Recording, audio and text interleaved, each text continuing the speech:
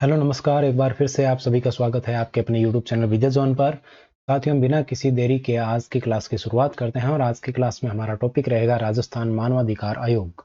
जैसा कि आपको पता है कि पिछली क्लास में हमने बात की थी राजस्थान लोक सेवा आयोग की, और आपने देखा होगा बहुत ही महत्वपूर्ण प्रश्नों के साथ पूरा टॉपिक है वो रिवाइज हो गया था। आयोग पूरा कंप्लीटली देख लिया था। इससे बाहर आपके आयोग से संबंधित कुछ नहीं जाने वाला। तो कुछ 4-5 आयोग है आपके दे रखे हैं, वो सभी आयोग यहाँ पर हम करने का प्रयास करेंगे। आज का सिर्फ हमारे राजस्थान मानवाधिकार आयोग, बहुत ही कम समय के अंदर आपकी अभी क्लास कंप्लीट हो जाएगी। तो आपको बस एक ही काम करना है, इस क्लास को कंप्लीट देखना है और पूरे प्रश्न अटेम्प्ट करने हैं। आज के जितने भी प्रश्न हैं वो किसी न किसी एग्जाम में आए हुए हैं, और ज़्यादातर जो प्रश्न है वो आरपीएससी और कर्मचारी चयन बोर्ड के प्रश्न ही है। तो चलिए शुरुआत करते हैं आज की इस क्लास की। पहला प्रश्न आपकी स्क्रीन पर, और पहला प्रश्न सीईटी में आया हुआ है, और सीईटी कौन करवाता है आपको पता ही है। तो राजस्थान राज्य मानवाधिकार आयोग के ऐसे अध्यक्ष जो उच्चतम न्यायालय के न्यायाधीश भी रहे हैं, ऐसे अध्यक्ष जो उच्चतम न्यायालय के न्यायाधीश रहे हैं, आपसे ये पूछा जा रहा है। तो देखिए यहाँ पर अगर बात करें तो आपके सामने कुछ ऑप्शन है: कांता कुमारी भटनागर, नगेंद्र कुमार जैन, अमर सिंह राठौड़, सैयद सगीर अहमद। 4 ऑप्शन दिए गए हैं, चारों के बारे में मैं आपको बताऊंगा। और यहाँ पर पूरी तसल्ली के साथ, पूरी शिद्दत के साथ आप इस क्लास को पूरा देखेंगे तो ही इस क्लास का जो उद्देश्य है वो प्राप्त हो सकेगा। ये उद्देश्यपूर्ण क्लास बनेगी अगर आप इसको पूरा अटेम्प्ट करते हैं। तो चाहे आप किसी भी तरीके से करें, पूरा अटेम्प्ट करें। तो कांता कुमारी भटनागर की बात करें तो ये प्रथम अध्यक्ष है। ये राजस्थान मानवाधिकार आयोग की क्या है, प्रथम अध्यक्ष है। ठीक है। दूसरी बात, ये आपके महिला एकमात्र महिला अध्यक्ष भी हैं। एकमात्र महिला अध्यक्ष भी हैं। क्या है, एकमात्र महिला अध्यक्ष। इसी के साथ एक सबसे महत्वपूर्ण बात कि सबसे कम कार्यकाल है वो भी इन्हीं का है, न्यूनतम कार्यकाल, या पदावधि कह दो, कार्यकाल कह दो, एक ही बात है। प्रथम अध्यक्ष, एकमात्र महिला अध्यक्ष, न्यूनतम कार्यकाल, ये सब किसके लिए लागू होते हैं? कांता कुमारी भटनागर के लिए। मैं ये भी बताऊंगा कब से आयोग बना, क्या कब इसे अधिसूचना जारी हुई, कब लागू हुआ, कब कार्य करना प्रारंभ हुआ, प्रथम कौन थे, बाद में जो जो महत्वपूर्ण है सब कुछ मैं आपको बताऊंगा। तो आपको बस जुड़े रहना है। नगेंद्र कुमार जैन की बात करें तो ये आपके सर्वाधिक लंबा कार्यकाल है वो इन्हीं का है। सर्वाधिक कार्यकाल पूछ ले तो नगेंद्र कुमार जैन। इसके अलावा आपको क्या ध्यान में रखना है, ये इससे पूर्व हिमाचल प्रदेश का नाम सुना ही है, और वहाँ के जो ह्यूमन राइट कमीशन है, एचआरसी मतलब मानवाधिकार आयोग के अध्यक्ष रह चुके हैं, जो नगेंद्र कुमार जैन है। अमर सिंह राठौड़ नहीं है, यहाँ पर आपको ध्यान में रखना है। अमर सिंह गोदारा है, राठौड़ नहीं, अमर सिंह गोदारा। तो अमर सिंह राठौड़ आ गया है, तो आप बता दीजिए अमर सिंह राठौड़ के बारे में कुछ, अगर आप जानते हैं तो इनके बारे में बता दीजिए। अमर सिंह गोदारा की बात करें तो ये प्रथम कार्यवाहक अध्यक्ष थे, प्रथम कार्यवाहक अध्यक्ष। ऐसे प्रश्न पूछे जाते हैं, आगे प्रश्न आएंगे, मैं और भी बताऊंगा डिटेल में। ठीक है। प्रथम कार्यवाहक अध्यक्ष पूछे तो अमर सिंह गोदारा। सैयद सगीर अहमद की अगर बात करें तो सैयद सगीर अहमद यही अपने जो है इसके दूसरे अध्यक्ष रहे हैं। सेकंड नंबर के अध्यक्ष कौन है? सैयद सगीर अहमद है, और यही आपके सुप्रीम कोर्ट के क्या रहे हैं? न्यायाधीश रहे हैं। न्यायाधीश सुप्रीम कोर्ट के, यानी कि उच्चतम न्यायालय का मतलब क्या होता है? सुप्रीम कोर्ट होता है। तो सुप्रीम कोर्ट के न्यायाधीश यही रहे। तो आपका उत्तर क्या होगा? डी ऑप्शन बिल्कुल करेक्ट हो जाएगा। आगे बढ़ते हैं। ये सीईटी 2024 में आया हुआ प्रश्न है। राज्य मानवाधिकार आयोग का कौन सा कार्य नहीं है? कार्य कौन सा नहीं है ये आपसे पूछा जा रहा है। तो इसका कार्य क्या होता है? मानवाधिकार के क्षेत्र में अनुसंधान करना। क्या करना? अनुसंधान करना और बढ़ावा देना। तो मानवाधिकार के क्षेत्र में क्या करना? अनुसंधान करना। ये इसका काम है, बिल्कुल है, ये तो काम है ही। मानवाधिकार के क्षेत्र में कार्यरत गैर सरकारी संगठनों के प्रयासों को हतोत्साहित करना। ये नहीं, हतोत्साहित नहीं, प्रोत्साहित होता है यहाँ पर। हतोत्साहित की जगह क्या होता है? प्रोत्साहित। बस एक शब्द के कारण ये पूरा कथन है, स्टेटमेंट गलत हो गया। जेल का मतलब आप समझते हो, कारागृह का दौरा करना और कैदियों के जीवन की स्थिति का अध्ययन करना। ये बिल्कुल इसका काम है और कर सकता है। इसके अलावा लोगों के बीच मानवाधिकार साक्षरता का प्रसार करना, ये भी इसी का काम है। तो कौन सा कार्य नहीं है? ये किसी भी प्रकार के हतोत्साह का कार्य नहीं करता है, ये आपको ध्यान में रखना है। और ये आयोग के जो कार्य हैं, राज्य मानवाधिकार आयोग, ये आपकी कौन सी धारा में है? तो ये धारा 12 में है। कौन सी धारा में? धारा 12 के अंदर आयोग के कार्यों की बात की गई है। ये धारा आपको ध्यान में रखनी है। आजकल जो प्रश्न बन रहे हैं उसमें धाराएं भी पूछी जाती हैं। तो धारा 12 क्या करती है? कार्य करवाती है। आगे बढ़ते हैं। राजस्थान, अब यहाँ पर आपको कथन दिए हुए हैं, राजस्थान मानवाधिकार आयोग के स्वप्रेरणा से शिकायत की जांच कर सकता है, यानी कि स्वतः संज्ञान ले सकता है राजस्थान मानवाधिकार आयोग। राजस्थान हो चाहे फिर नेशनल हो, कोई सा भी मानवाधिकार आयोग हो, आपकी स्वप्रेरणा यानी कि स्वतः संज्ञान ले सकता है किसी प्रकार की जो मानवाधिकार का कहीं उल्लंघन होता है, तो वहां पर वह स्वतः संज्ञान ले सकता है। ये इसके पास शक्ति होती है। ठीक है। इसके अलावा यहाँ पर किसी पीड़ित की ओर से किसी व्यक्ति द्वारा उसे अर्जित प्रस्तुत अर्जी है, यानी कि एप्लीकेशन है, वो कोई भी दे सकता है। व्यक्ति स्वयं दे या कोई अन्य व्यक्ति दे, तो अर्जित प्रस्तुत किए जाने पर वो जांच कर सकता है, स्वतः संज्ञान ले सकता है। व्यक्ति जो पीड़ित है वह स्वयं दे सकता है एप्लीकेशन, या किसी के द्वारा दिलवा सकता है। तो किसी भी स्थिति हो, ये आपके काम करेगा। तो यहाँ पर दोनों ही कथन सही है। सी ऑप्शन आपका करेक्ट उत्तर हो जाएगा। व्याख्याता 2021 और जयन 2022, यहाँ 2 ज्यादा ही लग गए। 2022 में ये प्रश्न आ चुका है, 2 बार रिपीट हुआ है। ठीक है। तो ये कथन है, ये आपको पता होना चाहिए कि क्या क्या ये कर सकता है, क्या नहीं कर सकता है। ये सारी चीजें पता होनी चाहिए। कितनी धाराएं हैं, कौन कौन सी धाराएं महत्वपूर्ण है, सारी चीजें मैं आपको बताऊंगा इसके साथ।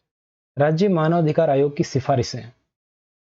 राज्य मानवाधिकार आयोग की सिफारिशें हैं, वो किस प्रकार की हैं, उसका नेचर क्या है, सिफारिशों का नेचर कैसा है, ये आपको बताना है। क्या है? सिफारिशों का नेचर आपको बताना है। ठीक है। तो यहाँ पर अगर नेचर की बात करें तो सिफारिशें क्या सलाहकारी होती हैं, क्या बाध्यकारी होती हैं, क्या दंडात्मक होती हैं? ये दंडात्मक है यहाँ पर। तो यहाँ पर आपको ध्यान में रखना, सलाहकारी होती हैं। शिकायत जो मानवाधिकार आयोग है वो सिफारिशें जो सरकार से करेगा, सरकार माने या ना माने वो अलग बात है, लेकिन सिफारिशें बाध्यकारी नहीं है। ये जरूरी नहीं है कि वो मानना ही पड़े। और इसी के साथ आपको ध्यान में रखना है, आयोग है किसी को दंड नहीं दे सकता, किसी को भी दंड नहीं दे सकता।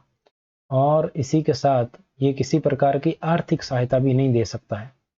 आर्थिक सहायता नहीं दे सकता है। ये कह सकता है, सिफारिश कर सकता है राज्य सरकार को कि ये आप करें, ये सजा इसको होनी चाहिए, ऐसा कह सकता है, लेकिन स्वयं दंड नहीं दे सकता। ये ऐसा कह सकता है कि तुम्हें इससे मुआवजा मिलना चाहिए, लेकिन ये स्वयं मुआवजा नहीं दे सकता। ऐसा भी पूछा जा सकता है, इसका जो चरित्र है वो कैसा है? चरित्र है वो न्यायिक प्रकृति का है। ये क्या है? एक न्यायिक प्रकृति का आयोग है। ये न्याय के बारे में काम करता है, न्याय की दिशा में कार्य करता है। और इसके अलावा आपको एक और चीज ध्यान में रखनी है, ये 1 वर्ष से पूर्व की घटनाओं की जांच नहीं करता है। 1 वर्ष से पूर्व की घटनाएं, 1 वर्ष से पूर्व की घटना की जांच ये नहीं करता है। अगर किसी भी घटना को 1 साल से ज्यादा का समय हो गया तो ये कोई जांच उसमें नहीं करेगा। इसी के साथ पहले से अन्य आयोग में लंबित है कहीं भी जांच, अन्य कहीं भी कोई जांच लंबित है तो लंबित जांच की भी ये आगे उसमें कोई लंबित मामलों की जांच ये नहीं करेगा। ये भी आपको ध्यान में रखना है। ठीक है। और इसी के साथ आपको ध्यान में रखना है सबसे महत्वपूर्ण बात कि ये अनुसूची कौन सी? ये आपके अनुसूची 7वीं, संविधान की जो 7वीं अनुसूची है, जिसको हम क्या कहते हैं, राज्य प्लस समवर्ती, राज्य और समवर्ती सूची के अंदर ही ये जांच कर सकता है। संघ सूची में ये जांच नहीं कर सकता राज्य मानवाधिकार। तो ये सारी बातें आपको ध्यान में रखनी है। आगे बढ़ते हैं। अगला प्रश्न देखो, CET 23-24 में आया हुआ है, 2 बार आ गया। राजस्थान मानवाधिकार आयोग की पहली महिला अध्यक्ष कौन थी? तो अभी मैंने बताया, पहली एकमात्र अध्यक्ष, एकमात्र महिला अध्यक्ष पूछे या आपसे पूछ ले न्यूनतम कार्यकाल किसका है, कौन से अध्यक्ष का न्यूनतम कार्यकाल, तो इन सबका एक ही उत्तर है और वो उत्तर है कांता भटनागर। क्या उत्तर है? कांता भटनागर। ये भी आपको ध्यान में रखना है। ठीक, आगे बढ़ते हैं। अगला प्रश्न है, निम्नलिखित में से कौन सा कथन राजस्थान मानवाधिकार आयोग के बारे में सही नहीं है? सीईटी 2023 में आया हुआ प्रश्न है। ठीक है, ये एक बहुसदस्यीय निकाय है, बिल्कुल सही बात है, बहुसदस्यीय है, एक से ज्यादा सदस्य इसमें होते हैं, जिसमें एक अध्यक्ष और 2 अन्य सदस्य होते हैं। ठीक है, अध्यक्ष उच्चतम न्यायालय का सेवानिवृत्त न्यायाधीश होता है, बिल्कुल ठीक है। अन्य सदस्य उच्च न्यायालय के अथवा जिला न्यायालय के न्यायाधीश अथवा मजिस्ट्रेट हो अथवा रहे हो। फिर अध्यक्ष व अन्य सदस्यों की नियुक्ति गवर्नर द्वारा की जाती है। तो ये 4 कथन यहाँ पर दिए गए हैं, लेकिन यहाँ पर देखो दूसरा कथन को अच्छे से पढ़ो। अध्यक्ष उच्चतम न्यायालय, उच्चतम न्यायालय का है क्या अध्यक्ष? अध्यक्ष कौन हो सकता है? अध्यक्ष है वो कौन हो सकता है? तो यहाँ पर मैं कुछ बातें आपको बता देता हूँ। जैसे इसके साइड नीचे नीचे बात करते हैं। सबसे पहले बात करते हैं धारा 21(1) की। तो धारा 21(1) में आयोग के गठन का प्रावधान है। ठीक है, और 21(2) की अगर बात करें तो इसमें अध्यक्ष और सदस्यों के बारे में बताया गया है कि अध्यक्ष कौन हो सकता है, सदस्य कौन हो सकता है। तो अध्यक्ष आपके उच्च न्यायालय का न्यायाधीश से संबंधित होता है। उच्च न्यायालय का सेवानिवृत्त न्यायाधीश, वो भी कौन सा? मुख्य न्यायाधीश होता है। उच्च न्यायालय का सेवानिवृत्त मुख्य न्यायाधीश है, वो आपके इसका अध्यक्ष होता है, ये आपको ध्यान में रखना है। तो यहाँ पर उच्चतम न्यायालय नहीं आएगा। ठीक, तो बी ऑप्शन आपका क्या हो गया? गलत हो गया। इसी के साथ आपके जो 2019 में इसमें संशोधन कर दिया गया है, और संशोधन के अनुसार अब क्या कहा गया है कि जो अध्यक्ष है, 2019 के बाद की बात बताऊं मैं आपको, 2019 में संशोधन किया गया इस नियम में, और कहा गया कि मुख्य न्यायाधीश के अलावा अन्य न्यायाधीश जो आपके कहाँ के हैं? हाईकोर्ट के। राजस्थान की अगर बात करें तो राजस्थान हाईकोर्ट के अन्य न्यायाधीश हैं, उनको भी अध्यक्ष बनाया जा सकता है जो रिटायर्ड हो चुके हैं। तो ये आपको ध्यान रखना, 19 में ऐसा प्रावधान कर दिया गया है। ठीक, आगे बढ़ते हैं। अगला प्रश्न देखो, निम्न में से कौन सा विकल्प राजस्थान मानवाधिकार आयोग के संबंध में सही नहीं है? ये राजस्थान पुलिस 2018 में पूछा गया है। अध्यक्ष के रूप में केवल उच्च न्यायालय के सेवानिवृत्त मुख्य न्यायाधीश की नियुक्ति हो सकती है, बिल्कुल ठीक है। और अब मैंने बता दिया कि मुख्य की जगह अन्य न्यायाधीश भी हो सकते हैं, ऐसा प्रावधान 2019 में किया गया। तो पहला कथन सही है। आयोग के सचिव पदानुक्रम में राज्य सरकार के सचिव के स्तर से नीचे नहीं होते, ये भी सही बात है, इससे नीचे ये नहीं होंगे। जो राजस्थान सरकार का सचिव होता है उससे नीचे ये नहीं होंगे। इसके अलावा तीसरा देखो, आयोग की अपनी खुद की जांच एजेंसी है, बिल्कुल सही है, इनकी खुद की जांच एजेंसी होती है, ध्यान रखना। आयोग में 2 उपाध्यक्षों का प्रावधान है, बिल्कुल नहीं है, 2 उपाध्यक्ष यहाँ पर नहीं होते हैं। 2 क्या होते हैं? 2 सदस्य होते हैं। 2 आयोग में क्या होते हैं? 2 सदस्य होते हैं। अब इन दोनों सदस्यों की अगर बात करें तो एक सदस्य फर्स्ट है, वो सदस्य तो क्या होगा? उच्च न्यायालय का, या अपन बात करें जिला न्यायालय का न्यायाधीश हो सकता है। जिला न्यायालय का न्यायाधीश, उच्च न्यायालय या जिला न्यायालय का न्यायाधीश हो सकता है। और इसी के साथ उसको क्या होना चाहिए? 7 वर्ष का अनुभव होना चाहिए। 7 वर्ष का क्या होना चाहिए? अनुभव होना चाहिए। ये पहले सदस्य के लिए बात है। 2 सदस्य होते हैं, दूसरे सदस्य के लिए ऐसी कोई अनिवार्य शर्त नहीं है, वो मानवाधिकार का अनुभव होना चाहिए। क्या होना चाहिए? वो अनुभवी होना चाहिए, विशेषज्ञ होना चाहिए। मानवाधिकार से संबंधित क्या होना चाहिए? विशेषज्ञ वो होना चाहिए, ये ध्यान रखना। ठीक है, तो उपाध्यक्ष का कोई प्रावधान नहीं है, तो डी ऑप्शन आपका उत्तर हो जाएगा। वर्तमान में आपको पता है यहाँ पर एक अध्यक्ष और 2 सदस्य होते हैं 2006 के बाद। इससे पहले कितने थे? आपको अगर पता है तो बताइए, नहीं तो आगे हम बात करेंगे। आगे बढ़ते हैं। अगला प्रश्न देखो, राजस्थान राज्य मानवाधिकार आयोग के अध्यक्ष की पदावधि का उल्लेख मानवाधिकार संरक्षण अधिनियम 1993 की निम्नलिखित में से किस धारा में किया गया है? वरिष्ठ अध्यापक 2023 में पूछा गया प्रश्न है। तो यहाँ पर पदावधि की अगर बात करें तो अभी मैंने कुछ धाराएं बताई थी, धारा 21 की बात करें तो 21(1) में तो क्या है, गठन का प्रावधान है। 21(2) की अगर बात करें, 21(2) में अध्यक्ष और सदस्य कौन होंगे, इनकी नियुक्ति के बारे में बताया गया है। अध्यक्ष और सदस्यों की नियुक्ति के बारे में बताया गया। धारा अगर 22 की बात करें, भाई अध्यक्ष और सदस्य कौन होंगे इनकी बात की धारा 21(2) में, और नियुक्ति कौन करेगा 22 में क्या है, नियुक्ति कौन करेगा इसके बारे में बताया गया है। आगे आएगा, इसके बारे में बात करेंगे अभी। 23 की अगर बात करें, इसमें आपके त्यागपत्र और हटाया जाना, इसकी बात की गई है, त्यागपत्र और हटाना। और अगर धारा 24 की बात करें तो 24 में क्या है, कार्यकाल है। 24 में क्या है, कार्यकाल है। और इसी को क्या कहते हैं, पदावधि कहते हैं। कार्यकाल और पदावधि का उल्लेख किस धारा में, तो धारा 24 के अंदर है। ये आपको ध्यान में रखना है। क्या बताया गया है धारा 24 के अंदर, तो धारा 24 की अगर बात करें तो धारा 24 के अंदर कहा गया है कि इनका कार्यकाल है वो 3 वर्ष या 70 वर्ष होगा। कार्यकाल कितना होगा, 3 वर्ष या 70 वर्ष की आयु, जो भी पहले होगा आपके माना जाएगा। ठीक है। और ये पुनर्नियुक्ति के पात्र होंगे, यानी कि अध्यक्ष और सदस्यों को पुनः इसमें नियुक्त किया जा सकता है। ये क्या हो रहा है,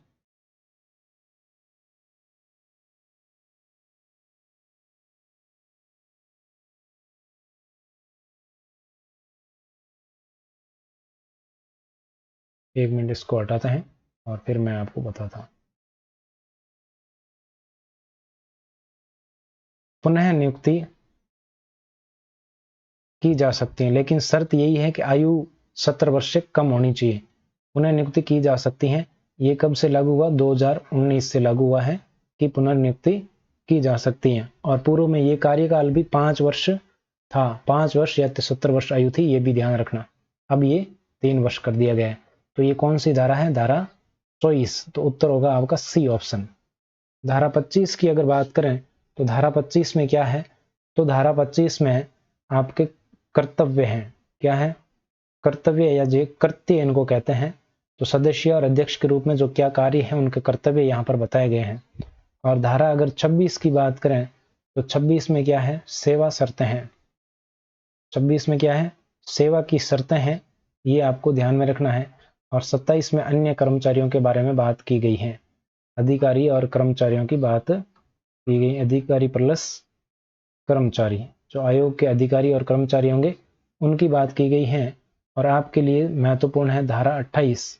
28 में है रिपोर्ट, जो एनुअल रिपोर्ट होती है, वार्षिक प्रतिवेदन जिसको कहते हैं, वो आपके 28 में दी गई है।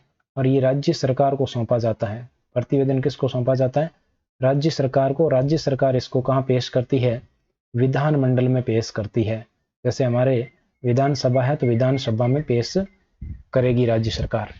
तो ये सारी बातें आपको ध्यान में रखनी। ये धाराएं एक बार आप देख लीजिए। फिर से बता देता हूँ, 21(1) में गठन, 22 में अध्यक्ष और सदस्य कौन होंगे इसके बारे में बताया गया है।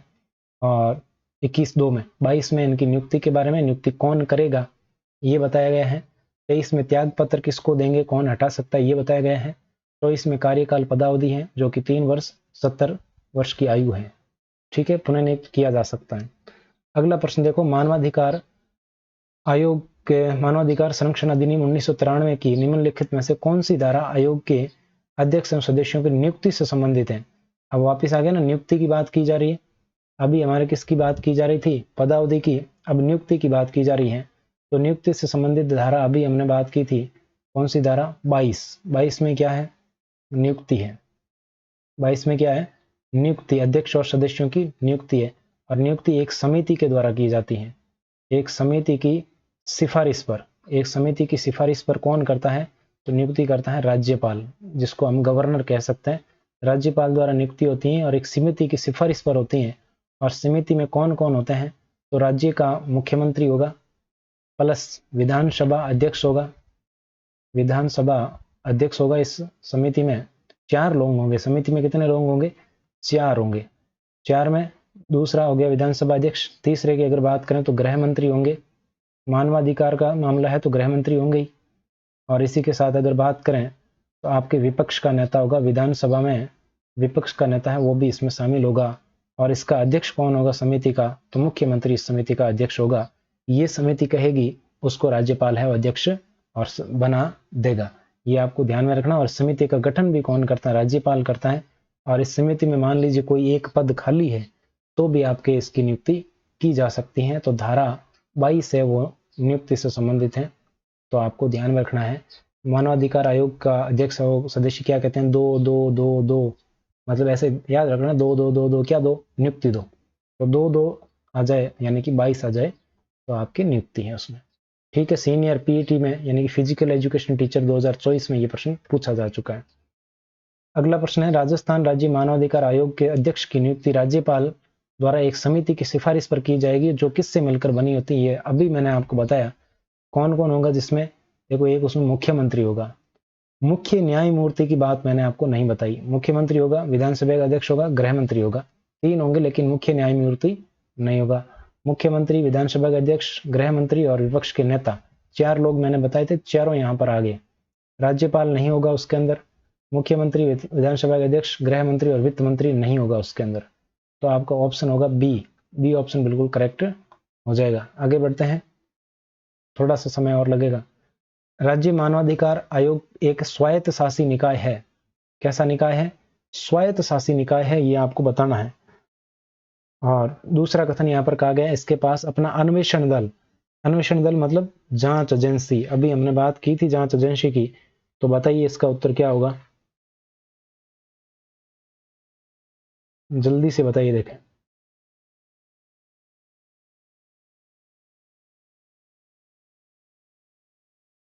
फटाफट से बता दो। तो यहां पर देखो, स्वायत्त शासी मतलब सब कुछ स्वयं से करता है, स्वतंत्र निकाय है, किसी के कोई दबाव में नहीं काम करता। इसके पास अन्वेषण दल मतलब खुद की जांच एजेंसी, दोनों कथन सही है, सी ऑप्शन आपका बिल्कुल करेक्ट उत्तर हो जाएगा। अगला प्रश्न देखो, कौन सा प्रश्न कब पूछा गया है, इस बार मैं लिख के लाया हूं, हर बार लिख के लाना इसमें टाइम खराब होता है, फालतू प्रश्नों से मतलब हमें। तो निम्न में से कौन सा कथन राजस्थान मानवाधिकार आयोग के संबंध में गलत है।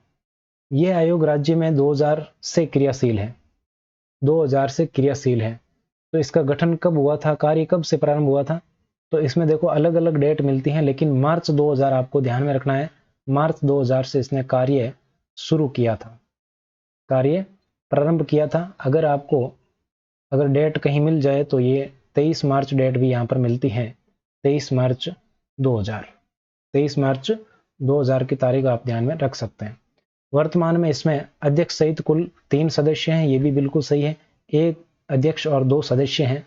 और अध्यक्ष कौन है ये भी मैं आपको बता ही देता हूं, कौन है यहाँ पर, गंगाराम मूलचंदानी। कौन है, गंगाराम मूलचंदानी यहाँ पर अध्यक्ष हैं। पहले कौन थे, जीके व्यास, गोपाल कृष्ण व्यास थे। और इसी के साथ अध्यक्ष 2 सदस्यों की बात करें तो एक सदस्य है आपके रामचंद्र सिंह झाला, एक सदस्य रामचंद्र सिंह झाला, और दूसरे सदस्य यहां पर है अशोक गुप्ता। कौन है, अशोक कुमार गुप्ता, ये ध्यान रखना। राज्य सरकार द्वारा आयोग के गठन की अधिसूचना 1999 में जारी की गई, तो ये बिल्कुल सही है, अधिसूचना है इसकी 18 जनवरी 1999 को जारी की गई थी, 18 जनवरी 1999 की जारी की गई थी। और जो 1993 का मानव अधिकार संरक्षण अधिनियम है उसकी धारा 21(1) के तहत गठन किया गया था, और अध्याय है वो 5। तो यहाँ पर मैं धारा भी लिख देता हूँ, कौन सी धारा, 21(1) अभी मैंने बताया था। और अध्याय कौन सा ये भी कई बार पूछ लिया जाता है, तो अध्याय यहाँ पर 5वां है, ध्यान रखें। और इसका मुख्यालय कहाँ था, तो मुख्यालय भी आपके सचिवालय जयपुर के अंदर था, ध्यान रखना। आयोग स्वायत्त शासी संस्था नहीं है, तो आयोग अभी बात की एक स्वायत्त शासी निकाय है, तो ये कथन हो गया गलत, डी ऑप्शन आपका बिल्कुल उत्तर हो गया। आगे बढ़ते हैं, अगला प्रश्न देखिए, ये प्रश्न, मानवाधिकार संरक्षण अधिनियम 1993 के कौन से अध्याय में राज्य मानवाधिकार आयोग के संबंधी प्रावधान किए गए हैं।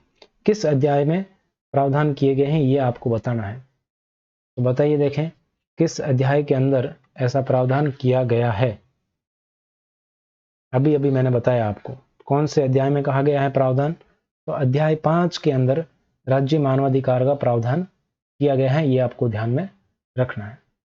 आगे बढ़ते हैं, अगला प्रश्न देखो, मानव अधिकार दिवस हर वर्ष कब मनाया जाता है? तो आपके कब मनाया जाता है? अंतर्राष्ट्रीय मानवाधिकार दिवस भी आपसे पूछा जा सकता है, तो यहाँ आपको ध्यान में रखना 10 दिसंबर को मनाया जाता है, ध्यान रखें। अगला प्रश्न ये देखो, सेकंड ग्रेड के प्रश्न है ऐसे ऐसे।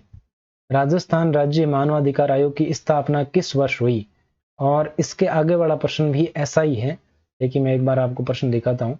ये देखो, ये भी सेकंड ग्रेड में पूछा गया, ये भी सेकंड ग्रेड 14 में और ये 19 में। राजस्थान राज्य मानवाधिकार आयोग का गठन कब हुआ, यहाँ पर ये पूछा गया है। और पिछले में देखो, स्थापना किस वर्ष हुई। तो देखो यहाँ पर एक तो आपका डेट आती है 18 जनवरी 1999। 1999 इस दिन क्या हुआ, अधिसूचना जारी हुई, मतलब गठन हो गया। अधिसूचना जारी हो गई तो गठन माना जाए। और कार्य प्रारंभ अगर की बात करें तो ये आपके 23 मार्च आता है, 23 मार्च 2000 आता है। ठीक है, 23 मार्च की जगह डेट अलग हो सकती है, लेकिन सन 2000 ही रहेगा। लेकिन यहां पर ऑप्शन में 1999 है ही नहीं, तो हम कौन सा ऑप्शन मानेंगे? बी ऑप्शन मानेंगे, 2000 बिल्कुल करेक्ट हो जाएगा स्थापना के लिए। ठीक, अब इसी प्रकार अगर बात करें, देखो मैं भारत का भी बता देता हूं आपको साथ में। राष्ट्रीय भारत में या राष्ट्रीय मानवाधिकार आयोग की बात करें तो इसकी स्थापना है वो 28 सितंबर को हुई थी। 28 सितंबर 1993 को हुई। और आयोग जो यहाँ इस दिन तो क्या हुआ, अधिनियम लागू हुआ, एक्ट लागू हुआ। और आयोग का गठन है वो कब हुआ, 10 अक्टूबर को हुआ। 10 अक्टूबर 1993 को आयोग का गठन हो गया। ठीक है, और तो हम 10 दिसंबर को क्यों मनाते हैं, तो आपको ये डेट भी ध्यान में रख लेना। 10 दिसंबर 1948 की बात आती है, और इस दिन जो संयुक्त राष्ट्र महासभा है, जिसको यूएन महासभा हम कहते हैं, इस यूएन महासभा के द्वारा इसकी घोषणा की गई थी कि किसकी, अंतर्राष्ट्रीय मानवाधिकार दिवस की। तो इसी कारण हम 10 दिसंबर को मनाते हैं। अब अगले प्रश्न का उत्तर क्या होगा, यहाँ पर 1999 भी है, 2000 भी है, तो आयोग का गठन हम कब माने? तो गठन उसी दिन को मानना है जिस दिन अधिसूचना जारी हुई। जिस दिन क्या हुई, अधिसूचना। और अधिसूचना कब जारी हुई? अधिसूचना आपके जारी हुई 18 जनवरी को, और 18 जनवरी 1999 को जारी हुई। तो 1999 ही आपका करेक्ट उत्तर होगा। सैम आयोग के द्वारा प्रश्न पूछा गया है, और सेम तरह की परीक्षा थी सेकंड ग्रेड की, लेकिन उन दोनों में उत्तर क्या है, अलग अलग है। कारण क्या है, उसमें 1999 का ऑप्शन नहीं था, अब की बार 1999 का ऑप्शन है, तो उसको सही मान लिया गया। अगला प्रश्न देखो, राजस्थान मानवाधिकार, आरएससी का मतलब human right commission, Rajasthan human right commission मानवाधिकार संरक्षण संशोधन अधिनियम 2006 के प्रावधान के अनुसार आयोग में 1 अध्यक्ष और 4 सदस्य। तो बिल्कुल नहीं, 2006 में 1 अध्यक्ष और 2 सदस्य कर दिए गए, तो ये कथन आपका हो गया गलत। वर्तमान में न्यायमूर्ति गोपाल कृष्ण व्यास नहीं, अभी मैंने बताया कौन है, गंगाराम GR मूलचंदानी भी आ सकता है, गंगाराम मूलचंदानी। तो यहाँ पर GR मूलचंदानी आ सकता है, तो दोनों ही कथन क्या हो गए, गलत हो गए। डी ऑप्शन आपका उत्तर होगा। RS प्री 2023 में पूछा गया प्रश्न है। निम्न में से सही सुमेलित नहीं है, तो देखो, मानवाधिकार संरक्षण अधिनियम कब आया? तो ये अधिनियम आपके 1993 में आया, और लागू कब हुआ, 28 सितंबर 1993 को लागू हुआ। राज्य मानवाधिकार आयोग का गठन कब हुआ? अब यहाँ पर 2000 दिया ऑप्शन में, 2000 मानेंगे, 2000 गठन हुआ, लेकिन कार्य शुरू किया था 1999 में गठन हो गया था इसका। फिर मानवाधिकार संरक्षण संशोधन अधिनियम कब आया? 2006 में आया। संशोधन अधिनियम 2006 में भी आया था, 2019 में भी आया, लेकिन 2006 वाला दिया है, 2006 मानेंगे। राजस्थान राज्य मानवाधिकार आयोग के बारे में अधिसूचना 1990 में जारी की गई, बिल्कुल नहीं। अधिसूचना कब जारी की गई? 1999 में जारी की गई। तो आपका कौन सा सम्मिलित नहीं है? डी, ये 2023 में सेकंड ग्रेड में पूछा गया। अगला, राजस्थान राज्य मानवाधिकार आयोग अपना वार्षिक प्रतिवेदन किसे प्रस्तुत करता है? CET 2023 में पूछा गया। अभी थोड़ी देर पहले मैंने बताया कि राज्य सरकार को देता है, और राज्य सरकार उसको कहां पेश करती है? विधानमंडल में पेश करती है। कहां पेश करती है? विधानमंडल में। और इसके संबंधित मैंने धारा भी बताई थी। तो धारा कौन सी थी बताओ? धारा थी 28। कौन सी धारा है? धारा 28 के तहत ये वार्षिक रिपोर्ट है। धारा 28 के तहत वार्षिक प्रतिवेदन या वार्षिक रिपोर्ट है, वो राज्य सरकार को पेश की जाती है। धारा 12 में आयोग के कार्य मैंने शुरू में बताए थे। अगला प्रश्न देखो, निम्न में से किसने सबसे कम कार्यकाल के लिए राजस्थान राज्य मानवाधिकार आयोग के अध्यक्ष का पदभार संभाला था? देखो सबसे कम कार्यकाल किसका है, बताओ फटाफट से।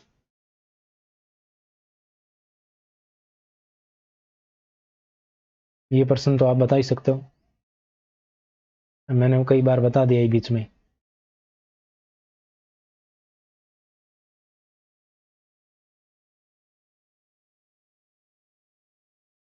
तो यहां पर अगर बात करें तो आपका कौन सा हो जाएगा? कांता भटनागर पहली महिला और पहली आपके अध्यक्ष और सबसे न्यूनतम। तो ये थे आज के प्रश्न। कैसे लगे प्रश्न कमेंट सेक्शन में जरूर बताइएगा। मिलते हैं नेक्स्ट क्लास में। आज का टॉपिक बस यहीं समाप्त होता है। कैसी लगी क्लास कमेंट सेक्शन में जरूर बताइएगा। कोई डाउट है, कोई हो तो आप जरूर बता दीजिएगा। टेलीग्राम पर आप जुड़ सकते हैं, लिंक आपके सामने।